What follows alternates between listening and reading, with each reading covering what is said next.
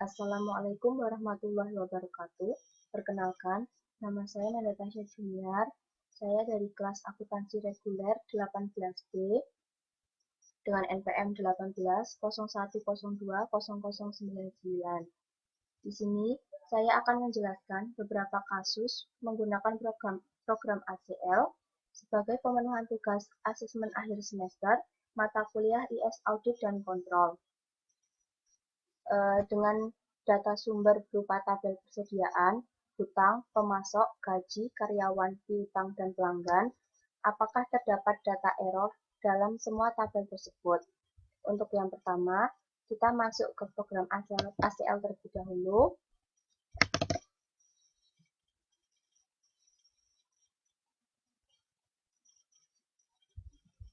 Untuk mengetahui apakah terdapat data error, kita harus mengujinya. Yang pertama kita masuk pada data gaji, kemudian pada data, klik verify, kemudian verify field, add all, kemudian OK, dan OK.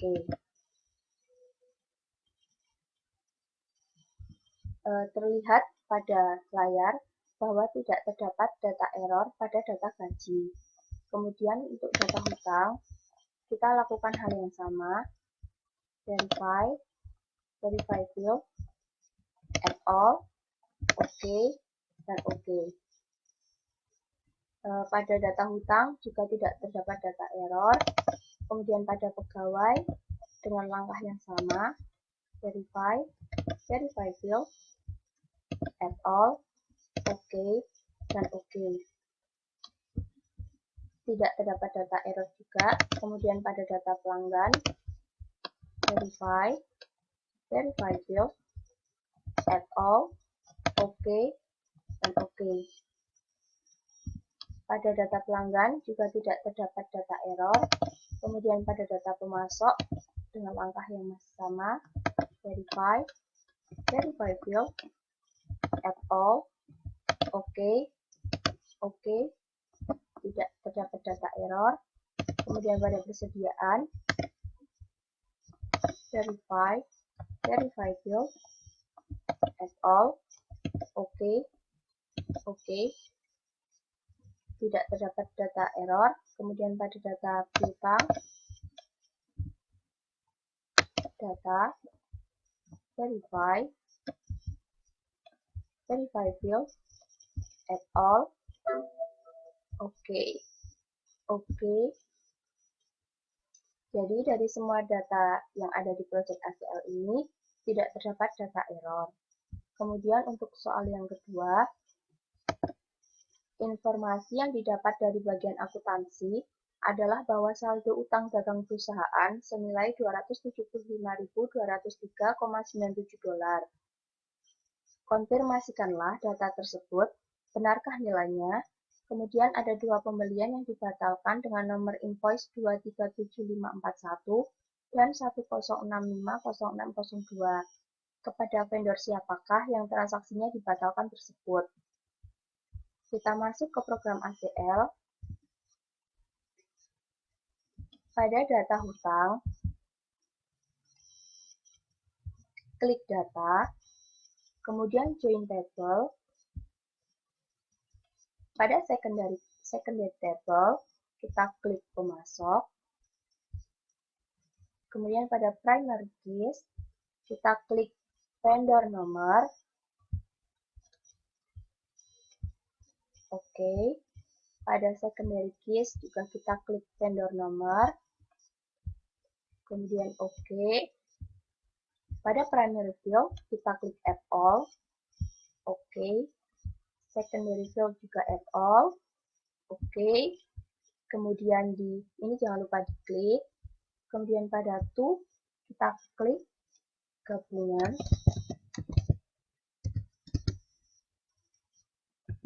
Hutang dan pemasok. Kemudian klik OK.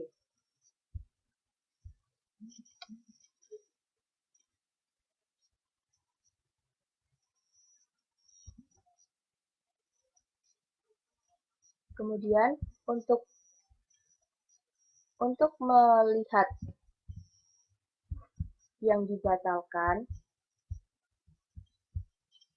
untuk melihat dua pembelian yang dibatalkan, kita masuk pada data gabungan hutang dan pemasok. Kita klik FX.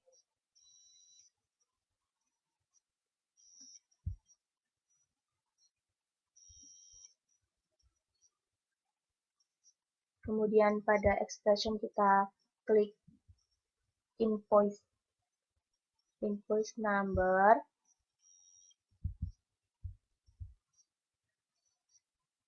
Sama dengan kita klik nomor yang tadi 237541.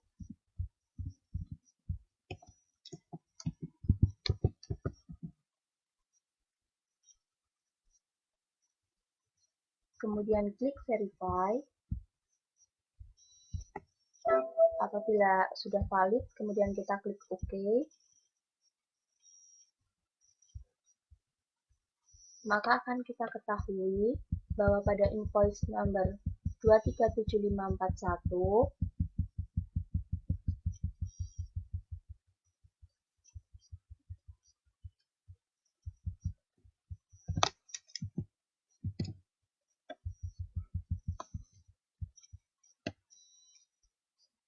dengan nama Haris Project.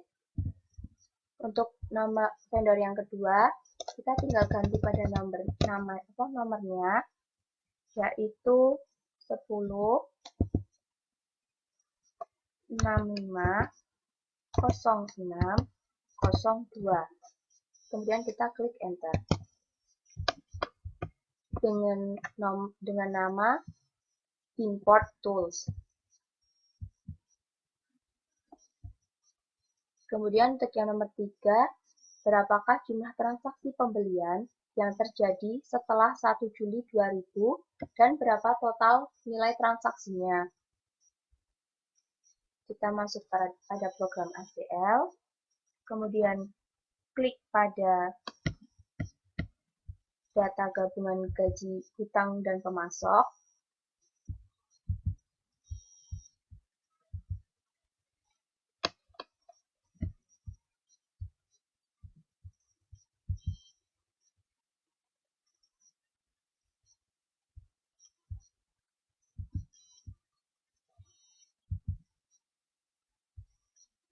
Kemudian kita klik Analyze, Total Field lagi. Kemudian kita klik Invoice Amount. Kemudian OK. Kemudian kita klik If. Kemudian kita klik Invoice Date. Karena setelah kita menggunakan lebih dari, kemudian kita tulis tanggalnya pada tahun 2000, tanggal 1, bulan Juli,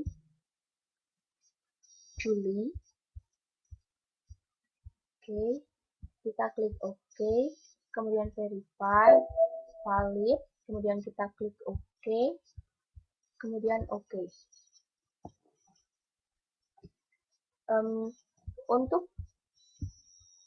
Untuk jumlah transaksi pembelian yang terjadi setelah 1 Juli 2000, terdapat 71 rekod.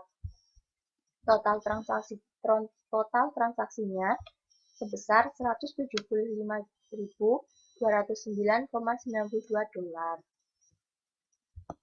Kemudian, untuk yang nomor 4, hitunglah rata-rata harga beli produk, 5 nilai tertinggi harga beli produk, dan 5 nilai terendah harga beli produk. Yang pertama, kita buka data hutang,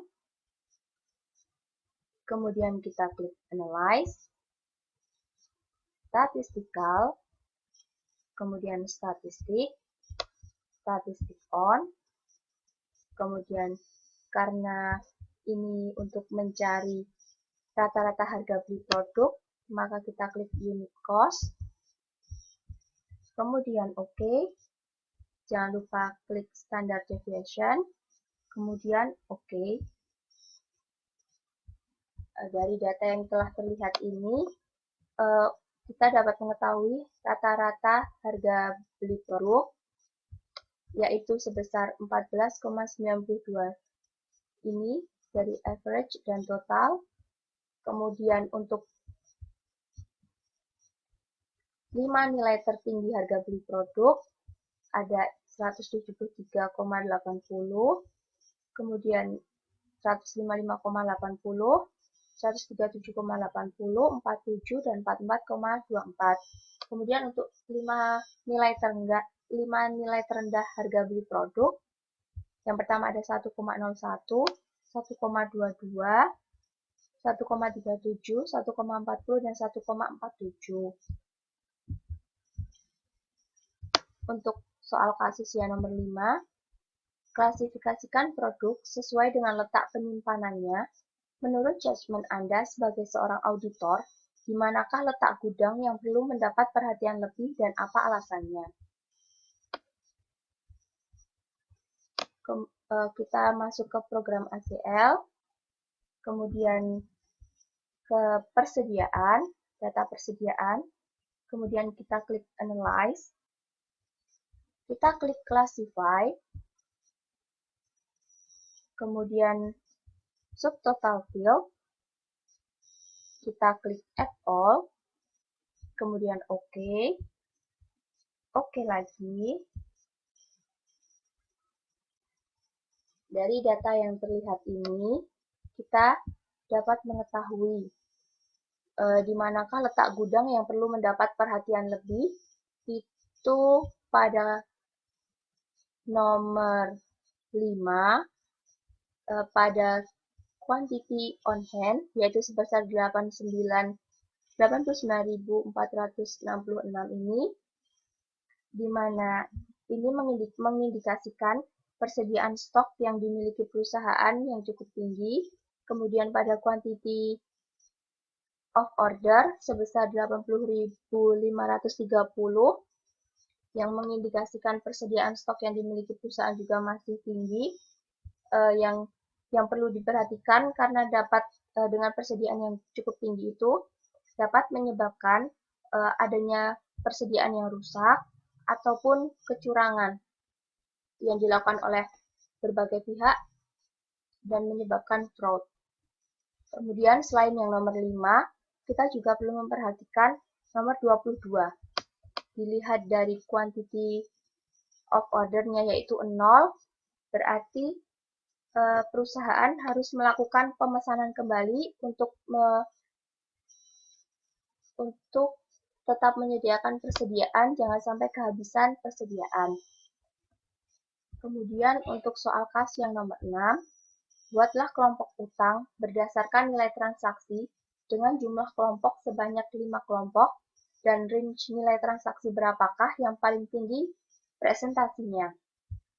Kita masuk ke program ACL, kemudian kita ke data hutang, kita klik Analyze, kemudian Statistical, kemudian ke Profile File, kemudian Invoice Amount, OK, kemudian OK lagi. Terlihat di sini pada data hutang, invoice amount dengan total nilai 278.641,33 dengan minimumnya 14,88 dan maksimumnya 56.767,20. Untuk mengetahui range nilainya, kita klik Analyze, kemudian Stratify, kemudian pada interval ini kita ganti 5 karena pada soal yang dibutuhkan adalah kelompok sebanyak 5. Pada interval kita ganti 5. Setelah oke, kemudian terlihat hasil datanya. 5 kelompok dengan range nilai transaksi yang paling tinggi itu, yang paling tinggi pertama ada antara 14,88 sampai 11.365,34 dengan persentase 95,1. Yang kedua dari range 11.365,35 sampai 22.715,80 dengan persentase 3,92%. Yang ketiga ada 22.715,81 sampai 34.066,27 dengan persentase 0%. Yang keempat ada 34.066,28 sampai 45.416,73 dengan persentase 0%. Dan yang kelima ada 45.416,74 sampai 56.767,20 dengan persentase 0,98%. Kemudian untuk soal yang nomor 7, sebutkan 4 karyawan dengan gaji tertinggi dan 4 karyawan dengan gaji terendah, dan sebutkan 3 karyawan yang paling senior dan 3 karyawan paling junior. Pertama, kita masuk ke program AJL terlebih dahulu. Pada data pegawai, kemudian pada data, kita melakukan join table. Pada secondary table, kita isi gaji. Kemudian pada primary keys, kita isi MNO. Oke. Kemudian pada secondary keys, kita juga isi MNO. Kemudian oke. Pada primary field, kita add all. Oke. Secondary field, kita add all. Oke. Kemudian ini diklik. Dan pada to, kita isi gabungan gaji dan pegawai. Kemudian oke.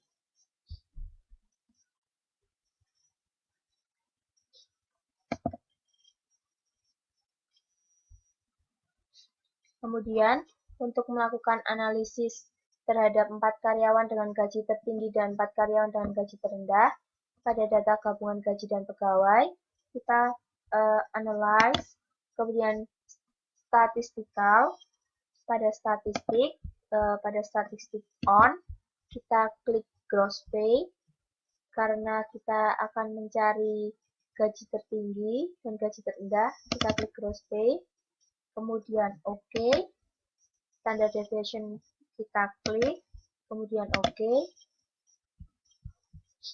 maka akan terlihat 4 karyawan dengan gaji tertinggi dan 4 karyawan dengan gaji terendah. Untuk gaji tertinggi,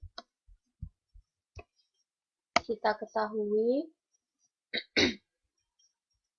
bernama Carmen. Untuk yang kedua dan ketiga bernama John dan Rick. Kemudian yang keempat bernama Pauline. Untuk gaji terendah, yang pertama ada bernama atas nama Industrias Mandemex. Kemudian yang kedua dan ketiga atas nama Luigi dan Julian. Kemudian yang keempat atas nama Cloud. Kemudian untuk mengetahui 3 karyawan paling senior dan 3 karyawan paling junior, pada data gabungan gaji dan pegawai, kita melakukan analyze, statistikal, kemudian pada statistik on, di sini ada hire date, kita oke, ini diklik, kemudian oke, akan kita ketahui 3 karyawan paling senior dan junior. Untuk yang paling senior, yang pertama dan kedua ada atas nama George dan Alejandro. Sedangkan untuk yang ketiga, yang paling senior, yang ketiga ada Marcus. Kemudian untuk 3 karyawan paling junior, yang pertama dan kedua itu ada Richard dan Vanessa. Yang ketiga ada Dani. Kemudian untuk soal kasus nomor 8, dengan menggunakan look for duplicate, lakukan pengecekan terhadap daftar karyawan. Adakah data yang terduplikasi? Kemudian lakukan analisa atas temuan Anda. Pertama, kita masuk pada program ACL, kita masuk pada data gabungan gaji dan pegawai. Kemudian kita analyze, kita lakukan look for duplicate, kemudian duplicate on, kita klik and no, kemudian di OK, kemudian pada list file, itu kita isi M-nya juga, kita OK, kemudian OK lagi, OK, kita isi nama Carmen,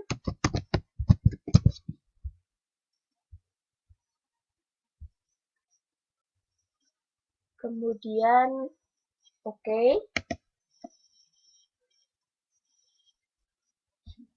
dari hasil ini dapat kita lihat bahwa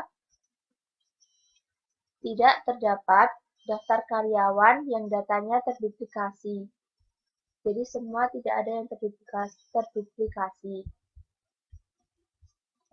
Kemudian untuk soal kasus nomor 9, lakukan join data piutang dan pelanggan, kemudian analisislah data piutang sebelum dan setelah digabung, adakah perbedaan? Apabila ada, lakukan analisa penyebab terjadinya perbedaan tersebut. Pertama kita masuk ke program ACL, pada data piutang, kemudian kita ke data, lakukan join table, pada secondary tabel, kita klik pelanggan, kemudian pada primary case, kita klik number, OK. Pada secondary case, kita klik number juga, OK. Kemudian pada primary field, kita add all, OK. Secondary field juga add all, OK. Kemudian ini dicentang. Pada to, kita tulis gabungan piutang dan pelanggan. Kemudian kita OK.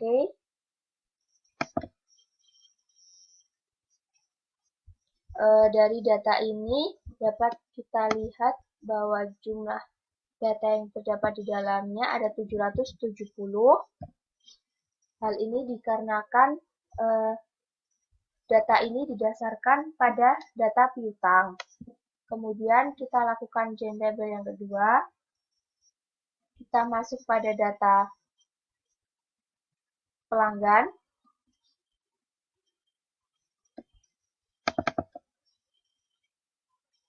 Kemudian kita klik data. Kita klik data, kemudian join table. Pada secondary table-nya kita isi dengan piutang.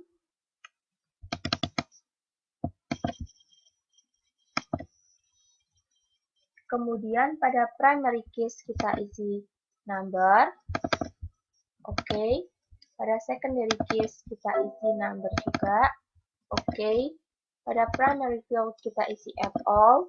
OK. Pada secondary field juga add all. OK. Ini diklik. Kemudian pada to kita isi gabungan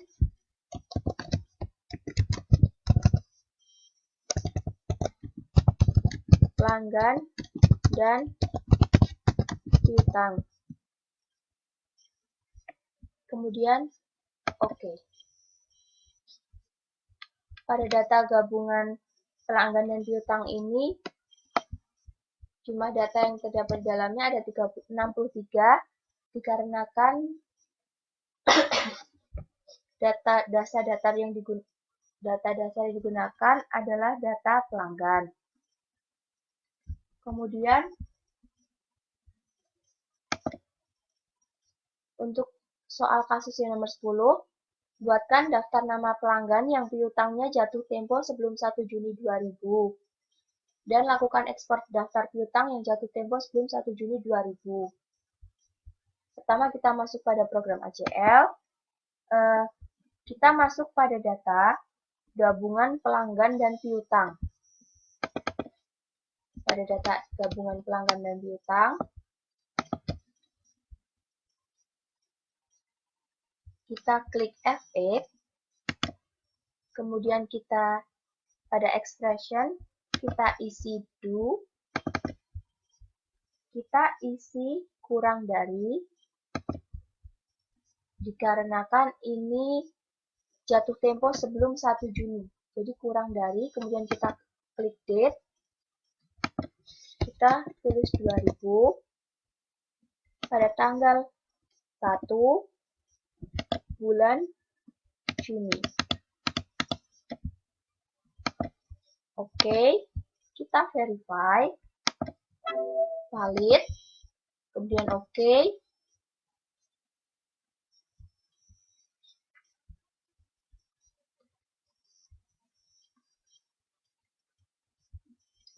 Inilah hasil daftar nama pelanggan yang jatuh tempo sebelum 1 Juni tahun 2000.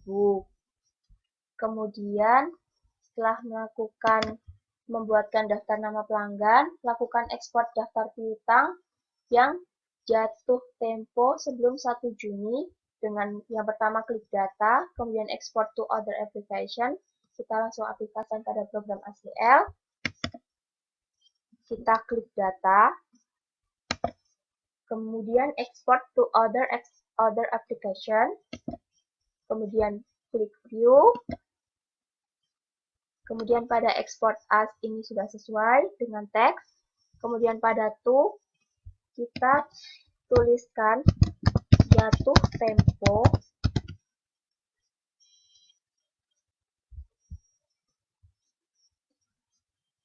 jatuh tempo 1 Juni 2000. Kemudian kita tulis NPM kita 18.01.02.0099.